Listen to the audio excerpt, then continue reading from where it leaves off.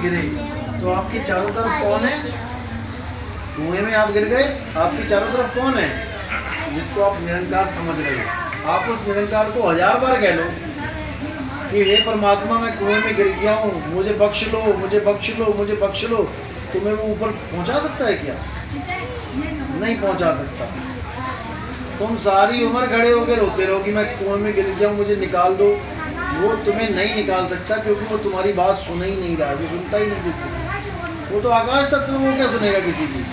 अब तुम्हें निकाल कौन सकता है?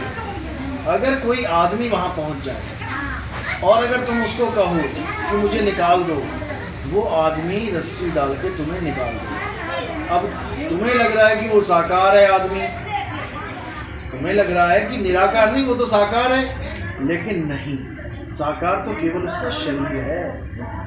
उस शरीर को चला कौन रहा है?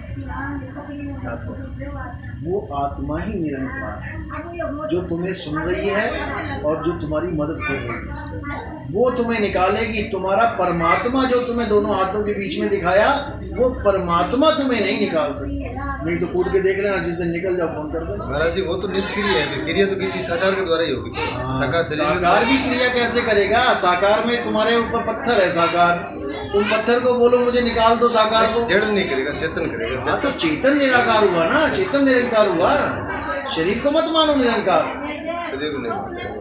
शरीर को जो निरंकार मानेगा वो अज्ञानी है। हम गुरु को कहते हैं तू ही निरंकार, तो हम किसको मान रहे हैं निरंकार? हम गुरु के शरीर को, गुरु को नहीं। इस बात जो परम सत्य है, ये जो फिर समझ लो परम शक्ति जिसको आप मान रहे हो वो तो निष्क्रिय है, वो तो कुछ कर ही नहीं रही है, वो आपकी मदद नहीं कर रही है। परम शक्ति के बीच में तुम्हारे पास बम लगा दिया किसी ने, ये परम शक्ति बम को नहीं रोक पा रही है, लेकिन एक आदमी आके वो डिफ्यूज कर दे रहा है बम को। तो फिर दयाल कौन है? दया का सागर कौन है? परम शक्ति के सामने ही अंदर ही कत्ल हो जाते हैं। आया कोई बंदा गोली मार दी तुम्हें, ये परम शक्ति नहीं रोक पाएगी उस गोली को, रोक के दिखा दे। महाराज जी आत्म स्वरूप आदमी तो सब जगह तो नहीं हो सकता। तो मान लीजिए कभी कोई इंसान नजदीक नहीं है, मैं कहता हूँ आदमी सब जगह नहीं हो सकता, तो निरंकार, इस निरंकार ने सब जगह होके क्या कर दिया किसी का? इसी में बड़े बड़े युद्ध हो गए, इसी में बम फट गए, इसी में हाहाकार हो गया, इसी में सब बलात्कार हो गए, सब कुछ सारे पाप कर्म इसी में हो रहे हैं। तो महाराज जी प्रारब्ध के अनुसार हो रहे। प्रारब्ध हो रहे तो परमात्मा भी तो कोई चीज है कि ना।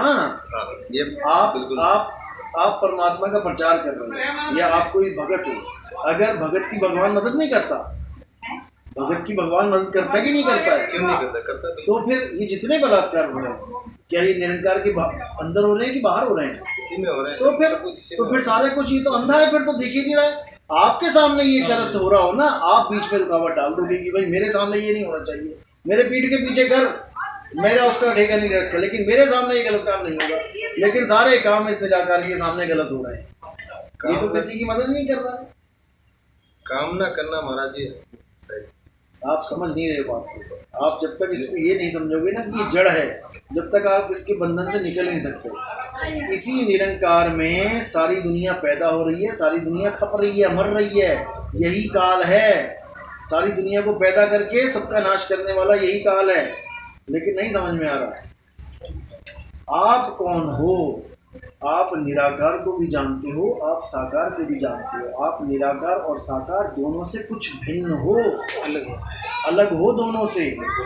जब तक आप नहीं जानोगे कि मैं कौन हूँ, जब तक तुम निराकार और साकार को ही भगवान मानते रहोगे और अज्ञानी रहोगे, जीव रहोगे अज्ञानी।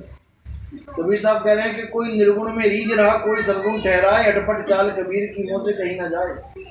कहते हैं कोई निर्गुण सर्वगुण द्वंद पसारा, दोनों पड़ गए काल की धारा। कोई साकार को परमात्मा मान के बैठ गया, कोई निराकार को। दोनों ही अज्ञानी है, परमात्मा दोनों में से कोई नहीं है।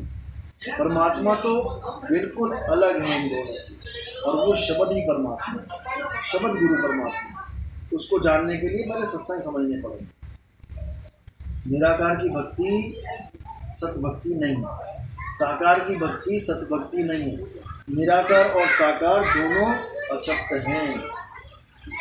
हम साकार को तो बड़ी अच्छी तरह बोल देते कि साकार सत्य नहीं है, क्योंकि साकार खंडित हो जाता है। अब साकार खंडित होकर मिला कहाँ? निराकार में।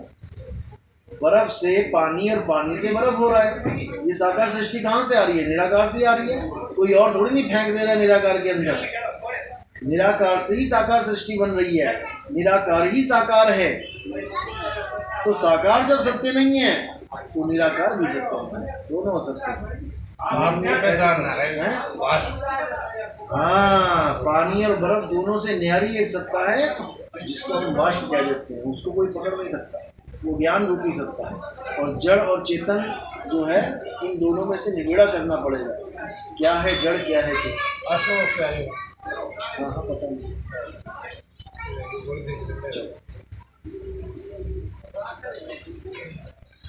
निर्गुण सरगुण दोनों से न्यारा, जानेगा कोई जाननहारा। ना परमात्मा निराकार है, ना परमात्मा साकार, दोनों से न्यारा है।